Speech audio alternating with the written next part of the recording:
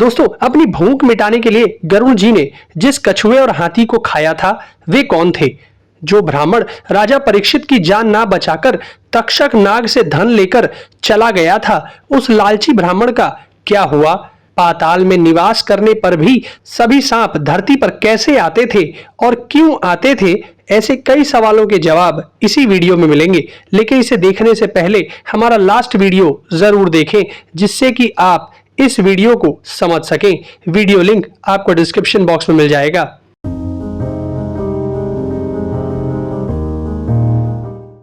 दोस्तों, पूर्व काल में विभावसु नामक एक बड़े ही क्रोधी ऋषि थे। उनका एक छोटा भाई भी था जिसका नाम था सुप्रतीक। वह अपने बड़े भाई के उलट बड़ा ही शांत स्वभाव का और तपस्वी था, परंतु साथ ही साथ वह लालची भी था। उन दोनों भाइयों के आचरण दूर दूर तक मेल नहीं खाते थे। इसलिए छोटा भाई सुप्रतीक अपने बड़े भाई के क्रोधी स्वभाव के कारण उसके साथ अपना धन नहीं रखना चाहता था। वह अक्सर बंटवारे के लिए कहा करता था। एक बार यह बात सुनकर बड़े भाई विभावसु ने अपने छोटे भाई से यह कहा, सुप्रतीक, धन के मोह के कारण ही लोग उसका बंटवारा चाहते हैं और बंटवारा होने पर वे एक दूसरे के विरोधी बन जाते हैं। तब शत्रु भी उनके अलग अलग मित्र बन जाते हैं और भाई भाई में भेद डाल देते हैं, और उनका मन फटते ही मित्र बने हुए शत्रु दोष दिखा दिखा कर वैर भाव बढ़ा देते हैं। अलग अलग होने से तत्काल उनका अधपतन हो जाता है, क्योंकि फिर वे एक दूसरे की मर्यादा और सौहार्द का ध्यान नहीं रखते हैं।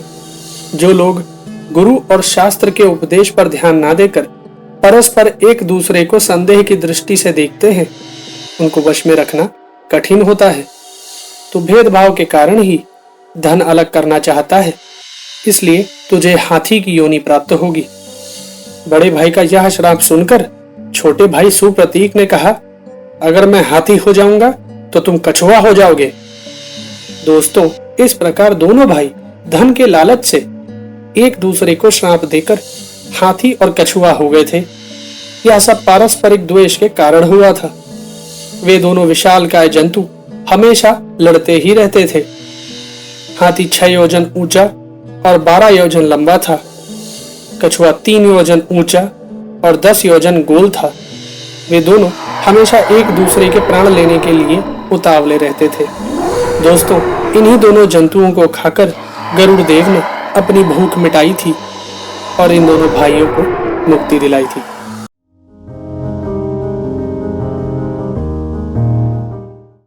दोस्तों, जब तक्षक नाग 7वें दिन राजा परीक्षित को काटने के लिए जा रहा था, तभी राह में उसकी मुलाकात काश्यप नामक ब्राह्मण से हुई थी, जो कि मंत्र शास्त्र का विद्वान था।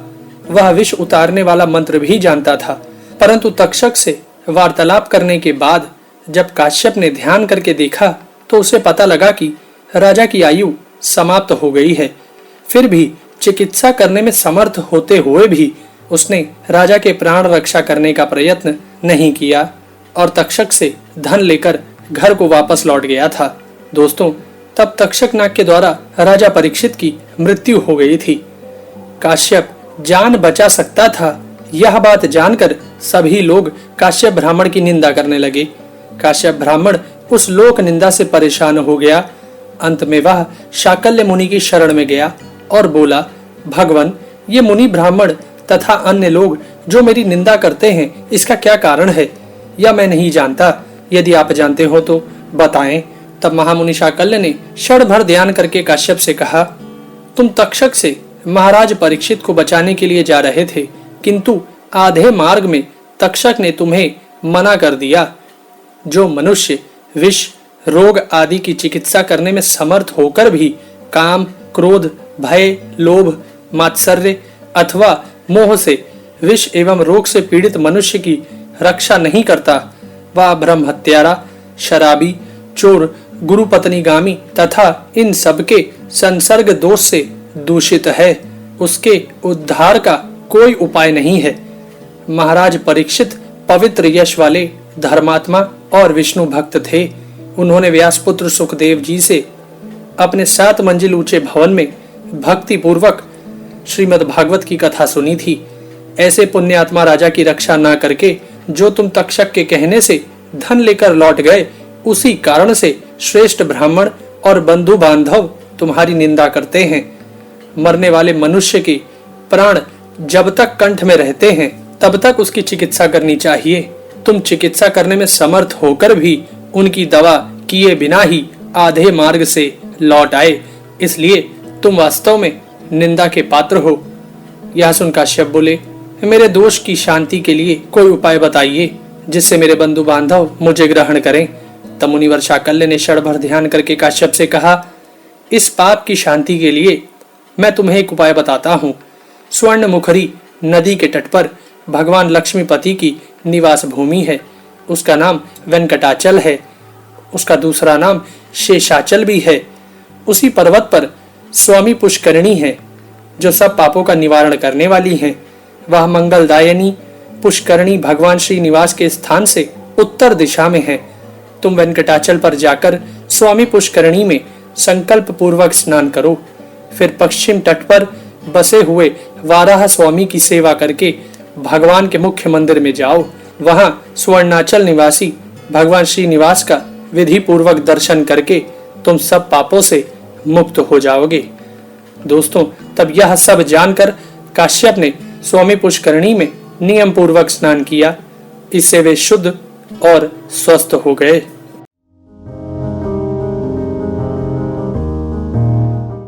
दोस्तों, यह प्रसंग स्वयंभू मनवंतर के आरंभ का है। उस समय महर्षि कश्यप जी ने अपनी पत्नी कद्रू से अनंत, वासुकी, कुलीक, शंख, महापद्म, पद्म, करकोटक, महाबली कंबल, पापराजिल आदि कई विख्यात नाग उत्पन्न किए थे, परंतु वे सभी ही बड़े कुटिल और नीच कर्म में रत थे। वे मनुष्यों को अपनी दृष्टि मात्र से या काट कर भी भस्म कर दिया करते थे। उनकी इस कुटिलता से विवश होकर परमपिता ब्रह्मा जी ने क्रोध में आकर उन्हें यह श्राप दे दिया था कि तुम मेरे द्वारा उत्पन्न किए हुए मनुष्यों की मृत्यु के कारण बन गए हो, इसलिए आगे इसी मनवंतर में तुम्हारा अपनी ही माता के श्राप द्वारा घोर संहार होगा। परमपिता के यह वचन सुनकर सभी सर भयभीत होकर प्रभु से यह बोले, भगवान, आपने ही तो कुटिल जाति में हमारा जन्म दिया है। यह हमारा अमिट स्वभाव आपके द्वारा ही निर्मित है। अब आप ही उसे शांत करने की कृपा करें। सर्पों की यह वचन सुनकर परमपिता यह बोले, यह सत्य है, इसलिए मैं तुम्हारे लिए एक सुनिश्चित स्थान की व्यवस्था कर देता हूँ। तुम सभी सूतल, वीतल या पाताल में निवास कर सकते हो। वहां मेरी आज्ञा तथा व्यवस्था से अनेक प्रकार के भोग तुम्हें भोगने के लिए प्राप्त होंगे। परमपिता ब्रह्मा जी के ऐसा कहने पर वे संपूर्ण सर्प पृथ्वी के नीचे पाताल लोक में चले गए और पाताल में आनंद पूर्वक निवास करने लगे थे। परंतु दोस्तों, कुछ दुष्ट सर्प पाताल से मृत्यु लोक तक का बिल बनाकर उसी मार्ग से मृत्यु लोक में आते थे और पृथ्वी पर सब ओर घूमते हुए यहाँ के भोगों का इच्छा अनुसार उपभोग करके फिर उसी मार्ग से अपने निवास स्थान को लौट जाया करते थे। इससे वह स्थान इस पृथ्वी पर नागबिल के नाम से विख्यात हुआ। दोस्तों, इस प्रसंग के कुछ दिनों बाद देवराज इंद्र ने वज्र द्वारा असुर वित्रासुर का वध कर दिया था। वध करने से इंद्र को ब्रह्म हत्या लग गई थी। तब उनको इसका बड़ा दुख हुआ था और इस प्रकार दुख को प्राप्त हुए इंद्र एक पर्वत पर चढ़कर मृत्यु का निश्चय करके वहां से अपने शरीर को नीचे गिराना ही चाहते थे कि तभी एक आकाशवाणी सुनाई दी, इंद्र, ऐसा दुस्साहस न करो। इस पातक से शुद्ध होने का एक उपाय है। हाटकेश्वर क्षेत्र में जहाँ भगवान शिव स्वयं विराजमान है, वहां जाओ और जिस बिल के मार्ग से नाग लोग इस पृथ्वी पर आते हैं, उसी मार्ग से तुम भी पाताल में प्रवेश करो और वहां पाताल गंगा में स्नान करके हाटकेश्वर महादेव की पूजा करो। इससे तुम अवश्य ही पाप से मुक्त हो जाओगे। तब यह आकाशवाणी सुनकर देवराज शीघ्र ही उस क्षेत्र में गए और नागबिल के मार्ग से पाताल में प्रवेश करके वहां की गंगा में स्नान किया। स्नान के पश्चात हाटकेश्वर लिंग का पूजन किया। इससे क्षण मात्र में उनका शरीर निर्मल हो गया। तब सभी देवतागण वहां आए और अत्यंत प्रसन्न हो देवराज इंद्र से यह बोले कि तुम ब्रह्म हत्या से मुक्त होकर परम पवित्र हो गए हो, अतः तुम पुनः स्वर्गलोक पर राज्य करो। तब वे पुनः स्वर्गलोक पर राज्य करने लगे थे। उसके कुछ समय बाद देवगुरु बृहस्पति जी ने इंद्र से कहा, पृथ्वी पर हिमालय नाम से एक विख्यात पर्वत है। उसके 3 पुत्र हैं, मैनाक, नंदीवर्धन और रक्तश्रृंग। उनमें से तीसरे पुत्र रक्तश्रृंग को यहाँ ले आओ और उसी के द्वारा नागलोक के उस बिल को भर दो। गुरुदेव की यह बात सुनकर देवराज हिमालय पर्वत पर गए और वहां उन्होंने हिमाचल से उनके पुत्र को मांगा। तब हिमाचल ने उनकी आज्ञा शिरोधार्य की और अपने पुत्र को उनके साथ जाने की आज्ञा दे दी। यह सुनकर रक्तश्रृंग ने कहा, पिताजी, मेरे दोनों पंख इन्हीं इंद्र ने काट डाले हैं, अतः अब मुझ में यहाँ से जाने की शक्ति नहीं है। ये मुझे ले जाने का विचार छोड़कर कोई दूसरा उपाय सोचे। यह सुनकर देवराज इंद्र बोले, रक्तश्रृंग, मैं तुम्हें अपने हाथ पर रखकर ले चलूंगा और वहां भी तुम्हारे ऊपर शोभा संपन्न वृक्ष उत्पन्न होंगे। तुम्हारे सब ओर पुण्य तीर्थ और देव मंदिर बनेंगे, मुनियों के आश्रम बनेंगे। उस भूमि में पापी पुरुष भी तुम्हारा दर्शन पाकर तृप्त हो जाएंगे। इसलिए तुम मेरे साथ शीघ्र चले चलो। यदि आनाकानी करोगे तो इस वज्र से तुम्हारे सैकड़ों टुकड़े कर डालूंगा। इंद्र की यह बात सुनकर रक्तश्रृंग डर गया और वह देवराज के साथ जाने को तैयार हो गया। तब वहां पहुंचकर रक्तश्रृंग उस नागबिल में घुस गया। इस प्रकार हिमवान कुमार रक्तश्रृंग को उस बिल पर बिठाकर इंद्र ने कहा, तुम मुझसे कोई वर ग्रहण करो।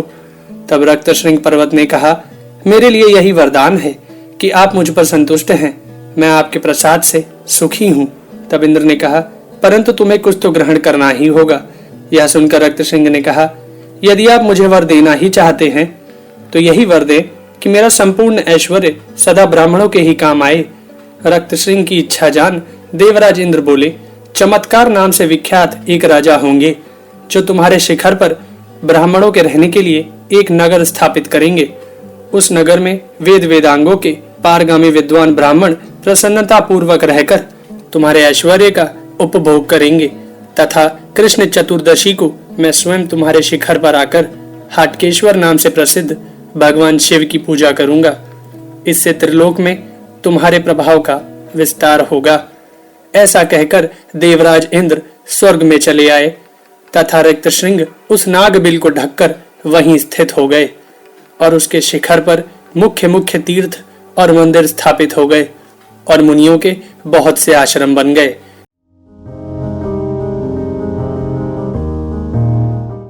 दोस्तों, जब राजा परीक्षित को शमीक मुनि के शिष्य गौरमुख से अपनी भविष्य में होने वाली मृत्यु का पता चला तो वे बड़े घबरा गए। श्राप किसी प्रकार टल नहीं सकता, यूं विचार कर महाराज परीक्षित ने अपने मंत्रियों से कहा, ब्राह्मण ने मुझे श्राप दे दिया है, मेरा अपराध तो था ही, मुझे अब क्या करना चाहिए?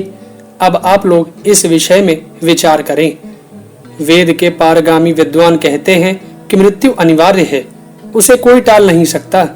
फिर भी विद्वान पुरुषों का कर्तव्य है कि वे शास्त्रोक्त उपाय करने से कभी ना चूकें। कहते हैं कि भली भांति सोच समझकर उपाय करने से दुर्लभ कार्य भी सिद्ध हो जाया करते हैं। मणि, मंत्र और औषध यदि पूर्ण अभ्यस्त हो तो उनसे क्या नहीं हो सकता है। फिर राजा ने पूर्व समय की एक बात बताते हुए यह कहा कि प्रमति नामक एक मुनि थे।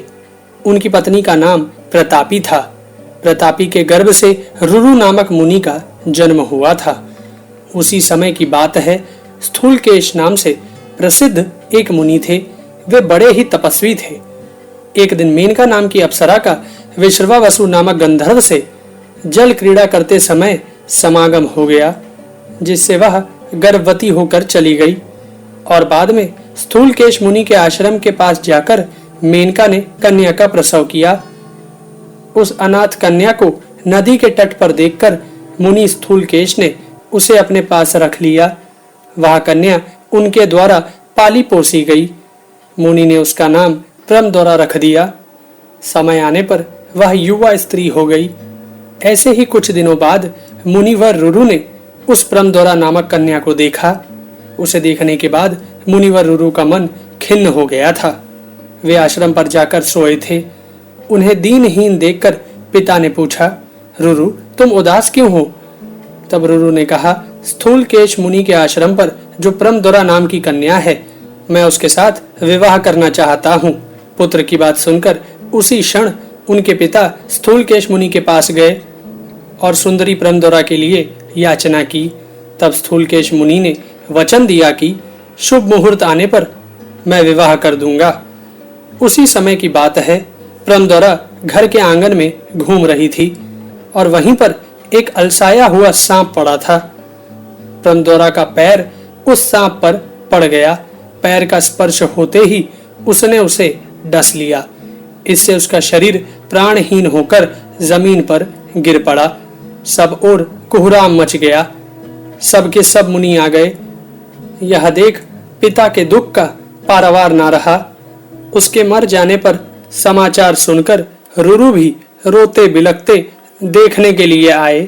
स्थूलकेश तथा अन्य अनेकों श्रेष्ठ ऋषि विषाद कर रहे थे। उन्हें देखकर रुरु वहां से बाहर निकल आए। उन्होंने शोकाकुल होकर मन में सोचा, मेरे दुर्भाग्य ने ही महान अद्भुत सर्प को यहाँ भेजा है। अब मैं क्या करूं और कहाँ जाऊं? अब तो मेरी प्राण प्रिया इस लोक से चल बसी है। मैं बड़ा ही भाग्यहीन हूँ। इससे इसका पानी ग्रहण करने का तथा अग्नि में लाजा की आहुति देने का भी अवसर मुझे प्राप्त नहीं हो सका। मेरे इस मानव जीवन को धिक्कार है। अब तो मेरे प्राण प्रयाण कर जाएं, यही ठीक है। यूं विषाद करते हुए वे नदी की तरफ चल दिए। जब रुरु मुनिवर विषाद करते हुए नदी के तट पर चले गए थे, तब वहां बैठकर यह उपाय सोचने लगे थे कि यदि मैं मर जाता हूं तो कभी न मिटने वाली आत्महत्या के सिवा दूसरा कौन सा फल मेरे हाथ लगेगा। मेरे माता पिता दुखी होंगे और इससे मेरी दिवंगत प्रिया प्रमदौरा का तो कुछ उपकार होने की संभावना है नहीं। यदि मैं आत्महत्या कर लूंगा तो प्रमदौरा परलोक में मुझ आत्मघाती की पत्नी बन जाएगी, यह भी संभव नहीं रहेगा। इसलिए मेरे प्राण त्याग करने में तो अनेकों दोष हैं। इस प्रकार विचार कर मुनिवर रुरु ने पवित्र होकर हाथ में जल लिया और कहा, यदि मैंने कुछ भी देव पूजन आदि पुण्य कार्य किया हो तो उस पुण्य के प्रभाव से मेरी यह प्रिया जीवित हो जाए। यदि इसके प्राण नहीं लौटेंगे तो मैं जीवन त्याग दूंगा। इस प्रकार संकल्प करके रुरु ने वह जल जमीन पर छोड़ दिया। दोस्तों, इतने में ही सामने भगवान का भेजा हुआ दूत आया और मुनि से कहने लगा, तुम्हें इस प्रकार दुस्साहस नहीं करना चाहिए। भला मरी हुई स्त्री पुनः कैसे जीवित हो जाएगी? यह सुंदरी कन्या अप्सरा मेनका की कन्या थी। इसकी आयु के वर्ष व्यतीत हो चुके हैं। विवाह होने के पूर्व ही यह मर गई। तुम किसी दूसरी सुंदरी स्त्री के साथ विवाह कर लो। अरे प्रचंड मूर्ख, रोते क्यों हो? अब इसके साथ तुम्हारा क्या प्रेम रहा? तब रुरु ने कहा, यह जीवित हो अथवा ना हो, किंतु यह निश्चय है कि अब मैं किसी दूसरी स्त्री के साथ विवाह नहीं करूंगा। मुझे मर जाना ही पसंद है। तब मुनि का आग्रह जानकर देवदूत को बड़ी प्रसन्नता हुई और उनसे यह बोले कि तुमने अत्यंत सुंदर सत्य वचन कहे। तुम्हें वह उपाय बताता हूँ जिससे प्राचीन समय में देवता लोग लाभ उठा चुके हैं। तुम अपने जीवन की आधी आयु देकर शीघ्र प्रमदौरा को जिला सकते हो। यह सुन रुरु बोले, मैं निसंदेह इस कन्या को अपनी आधी आयु दे देता हूँ। आज मेरी यह प्राण प्रिया पुनः जीवन लाभ करके उठ बैठे। उसी समय विश्वावसु विमान पर बैठकर वहां पधारे। विश्वावसु गंधर्वों के राजा थे। अपनी पुत्री प्रमदौरा का निधन जानकर स्वर्ग से उनका आना हुआ था। फिर विश्वावसु और देवदूत दोनों धर्मराज के पास गए और फिर देवदूत ने उनसे यह वचन कहे कि धर्मराज, यह रुरु की पत्नी और विश्वावसु की कन्या है। इसका नाम प्रमदौरा है। अभी सर्प के काट लेने से इसके प्राण निकल गए हैं। धर्मराज, रुरु इसके लिए प्राण देने को तैयार है, अतः उनकी आधी आयु प्राप्त करके यह सुंदरी कन्या पुनः जीवित हो जाए। रुरु के नियम व्रत पुण्य इस कार्य के बदले समर्पित हैं। यह सुन धर्मराज ने देवदूत से कहा, यदि तुम विश्वावसु की कन्या को जीवित करना चाहते हो तो रुरु के पास जाओ और उसकी आधी आयु से कन्या को जीवित कर दो। इस प्रकार धर्मराज के कहने पर देवदूत गया और पुरंदरों को जीवित करके उसी क्षण रुरु को सौंप दिया। तदनंतर शुभ मुहूर्त आने पर रुरु और पुरंदरों का विधि पूर्वक विवाह भी हो गया। विवाह के उपरांत रुरु ने आपसी बैर पूर्ण करने के लिए एक घोर प्रतिज्ञा की कि जो जो सर्प दिखाई पड़ेगा उसे आयुध से मार डालूंगा। यूं प्रतिज्ञा करने के पश्चात रुरु हाथ में शस्त्र लेकर जहां कहीं भी सर्प मिलते उन्हें मारता हुआ भूमंडल पर चक्कर लगाने लगा। एक समय की बात है, एक बूढ़ा अजगर सर्प वन में बैठा था। उस पर रुरु की दृष्टि पड़ गई। तब डंडा लेकर वह उसे मारने के लिए पास पहुंच गया और क्रोध में आकर डंडा जमा दिया। चोट लगने पर उस सर्प ने रुरु से कहा, ब्राह्मण, मैं तो तुम्हारा कुछ भी अपकार नहीं करता, फिर तुम मुझे क्यों मार रहे हो? तब रुरु ने उत्तर दिया, एक सर्प ने मेरी प्राण प्रिया भार्या को डस लिया था, इससे उसके प्राण निकल गए थे। उस समय मैंने अत्यंत दुखी होकर ऐसी प्रतिज्ञा कर ली थी। यह सुन अजगर बोला, मैं नहीं काटता, जो काटते हैं वे तो दूसरे ही सर्प हैं, उनका और मेरा शरीर एक समान है। ऐसा मानकर मुझे मारना तुम्हें उचित नहीं है। वह अजगर सर्प मनुष्य की भाषा में मनोहर वाणी बोल रहा था। अतः रुरु ने उससे पूछा, तुम कौन हो और तुम्हें कैसे अजगर की योनि मिल गई? तब अजगर ने उत्तर दिया, प्राचीन समय की बात है, मैं एक ब्राह्मण था। मेरा एक मित्र था जिसकी खेचर नाम से प्रसिद्धि थी। वह मेरा मित्र सत्यवादी और जितेंद्रिय था। मैंने मूर्खतावश तृण का एक सर्प बनाकर उसे धोखे में डाल दिया। उस समय वह मेरा मित्र अग्निशाला में बैठकर अग्निहोत्र कर रहा था। सर्प को देखकर वह आतंकित हो गया। उसके सभी अंग कांपने लगे। रहस्य खुल जाने पर उसने मुझे शाप दे दिया कि अरे मूर्ख, तूने सर्प से मुझे भयभीत किया है, अतः तू भी सर्प हो जा। मुझे तुरंत सर्प की योनि मिल गई। फिर जब मेरी प्रार्थना से अत्यंत संतुष्ट होने पर उसका क्रोध कुछ शांत हुआ, तब उसने मुझसे कहा, मुनिवर रुरु, इस शाप से तुम्हारा उद्धार करेंगे। वही मैं सर्प हूँ और तुम रुरु हो। मेरी इस उत्तम बात पर ध्यान दो। ब्राह्मणों के लिए अहिंसा सर्वोत्तम धर्म है। मैं पूर्व जन्म का ब्राह्मण हूँ। आपके मारने पर मेरा उद्धार हो गया। उसे शाप मुक्त करने के बाद रुरु ने सर्पों को मारना बंद कर दिया। यूं रुरु ने पूर्व वैर याद रखते हुए बहुत से सर्पों की सत्ता मिटा डाली। दोस्तों, तब राजा परीक्षित ने कथा समाप्त करते हुए अपने मंत्रियों से यह कहा, यूं उपाय करने से वह मरी हुई कन्या भी पुनः जीवित हो गई थी। इसलिए शास्त्र की यह सम्मति है कि सम्यक प्रकार से उपाय कर लेना चाहिए। प्राण की रक्षा के लिए मणि, मंत्र और औषधि का विधि पूर्वक उपयोग करना उचित है।